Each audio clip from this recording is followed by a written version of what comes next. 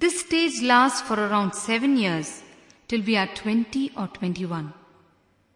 By then, the identification with media wears off, but the ideas are deeply rooted in our minds.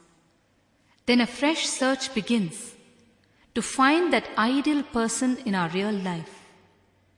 This is the search with the idea of how our would-be should be. This is where the expectations start. For the next 7 years, this search continues. Person after person we try out and we get disappointed. A few intelligent people figure out after a while that dreams cannot become reality. Only because dreams cannot become a reality, they are called dreams. But most of the people keep searching. A small story. A 90-year-old man used to sit every day at the beach from morning to evening, watching the people at the beach. Another man who noticed this went up to him and asked him, "What do you actually do sitting here every day?" The old man replied, "I'm searching for a woman to be my wife." The man was simply shocked at his reply and asked him, "Why did you not search in your youth?" The old man replied, "I have been searching since I was 30 years old." The man was astonished and he asked him, "What sort of a woman are you looking for?" He replied, "I'm searching for a perfect woman." "And you haven't found one?" the man asked. "I found one woman who matched what I had in mind, but it didn't work out well with her," replied the old man. The man asked why. The old man replied, "She was also searching for the perfect man." This is what happens when we try to get a perfect match for the image that we carry inside us. But after a long search, we suddenly find a person who seems to match our mental image from a distance. The picture in our mind is green, and the person, the image that we see also seems to be green. And then all is green. A match seems to be found. What happens at this point is what is called falling in love. This is the science behind falling in love. Note that it is always falling in love, never raising in love. It is nothing more than the mischief of the hormones masquerading as love. Because what actually happens is, because of our own strong needs and expectations, we see things as we want to see them. We project our mental image upon the other. So anyway, the world becomes filled with greenery and music. Life becomes poetry. At last our search is over. This is the stage at which we begin to write poetry, make paintings of each other and what not. As long as this distance is maintained, things go on smoothly. We continue to project our imagination upon each other. But slowly, the person comes closer, and then we feel that what we saw as green is not so green, but only a pale green. But it is all right. You move on. After a while, you come still closer and feel that it is not even pale green, but actually a sort of yellow. But at this stage, we don't want to accept that our imagination has turned out to be a lie. So we start making excuses for the situation. We say to ourselves, "This is life, everything can't be perfect," and so on. It requires tremendous courage, tremendous intelligence to live with reality.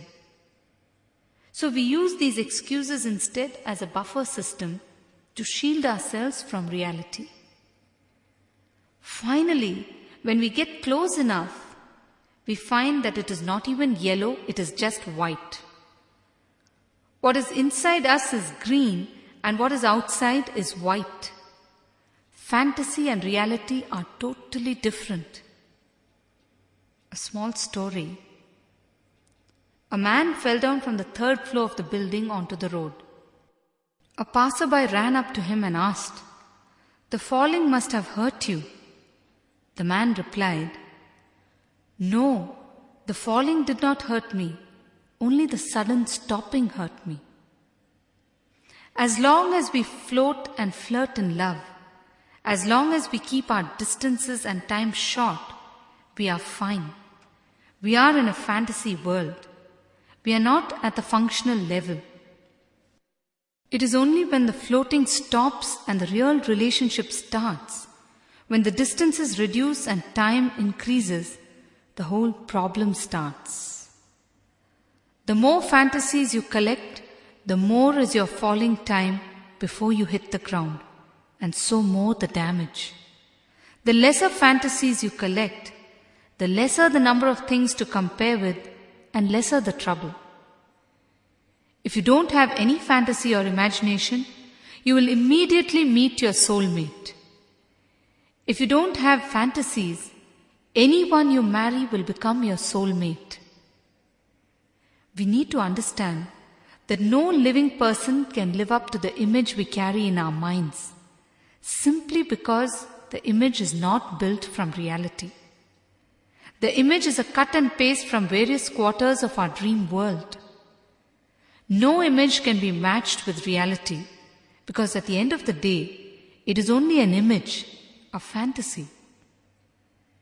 It is all right if you collect your images from real life characters, from the people you see around you. But what do? You collect from media. Media itself is suffering from lust. How then can it provide any sort of guidance or relief to you? That is why all the so-called love most often ends in pain. We end up feeling cheated, exploited by the other. Our basic instinct is to blame the other for what has happened. But is it the other's fault? No. The blame always rests with you, because you expected something and you tried to force your imagination upon the other. Who then is responsible for the failure? You see, there are some cases where one person starts behaving in an eccentric or irrational way. Those are exceptional cases where you have to decide if you want to continue to live together with such behavior or not. You cannot apply what I am saying to that. Exceptions are always there. But what I am saying is what is actually happening in reality in many houses, where both the persons are normal and yet there is unrest. But we never try to look into it. We never like to deal with the truth. We always like to sweep things under a beautiful carpet and walk on the carpet cheating ourselves. When you have a raw wound, isn't it most logical to treat it immediately and get relief from it? What will happen if instead you covered it with a gold shield and a silk cloth and believed that you did not have the wound at all? It would be mere foolishness. So understand what I am trying to say. Drop your imagination and start living with reality. A small story. A man gave his friend a puppy as a wedding gift. 3 months later, he met him on the street. "Hey, how is married life?" he asked him. "Oh, just a few changes over time, that's all," replied the friend. "What changes?" he asked him. "In the beginning, your puppy used to bark at me and my wife used to bring me the newspaper. Now, my wife barks at me and your puppy brings me the newspaper," the man replied. "Once the honeymoon is over, what happens?"